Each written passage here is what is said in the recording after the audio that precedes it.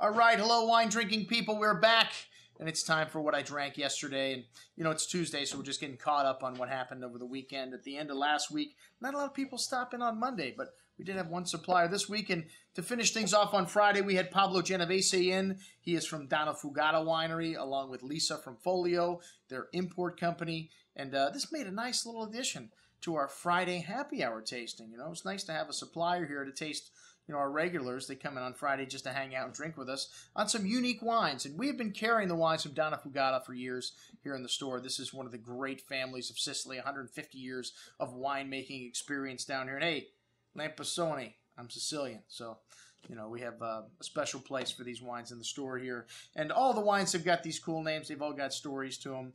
And some unique varietals coming out of Sicily. Nero di Avola being the great red wine, and then Chardonnay they do pretty good with down there. There's a little winery called Planeta that makes a great Chardonnay. It's been in the Spectator's Top 100 several times. But hey, we're here to talk about Donnafugata today, okay? Don't you just love that name? It sounds so Italian.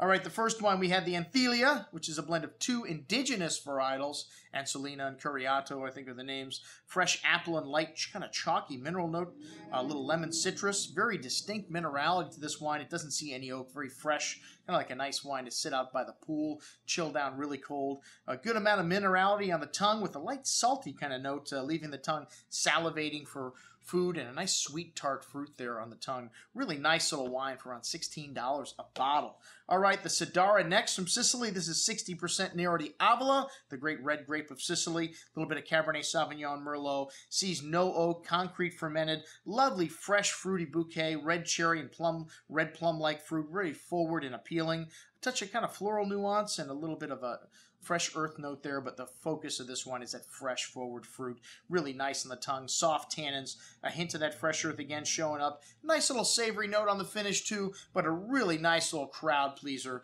Very good bottle of Nero di Avola for around $16 again.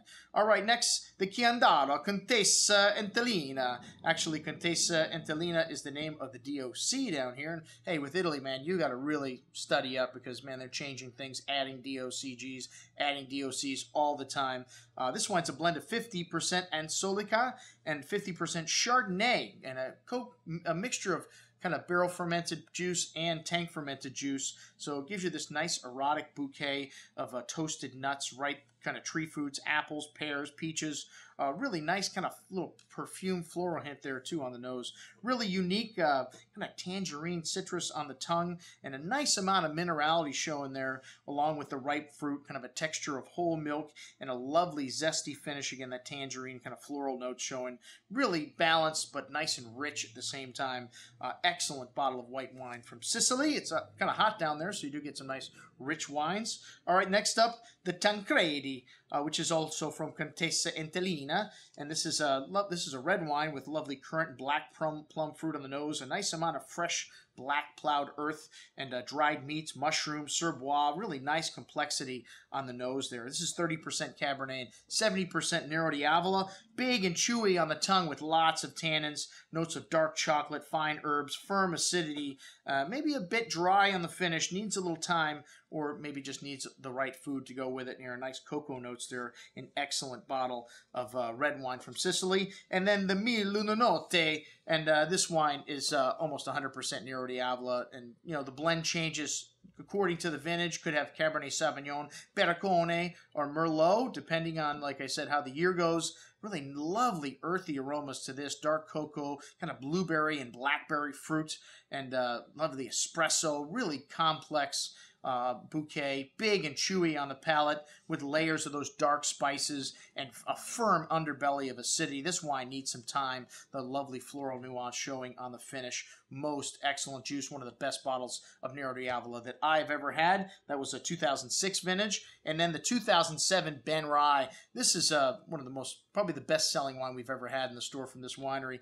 And this is a blend of dried grapes from the island of Pantelleria, which is off the coast of Sicily. And some of these plants are 100 years old, very aromatic, and a slight briny quality to the date and kind of fig fruit, brown spices. Lovely texture on the tongue, silky, with a lovely amount of sweetness there, but balanced acidity, and really nicely balanced dessert wine. And for $39.75, a nice price as well. All right, coming up next, we've got Silvana with some things from Leonardo Lacasio Selections, and we've got a great tasting coming up with this group on June 11th.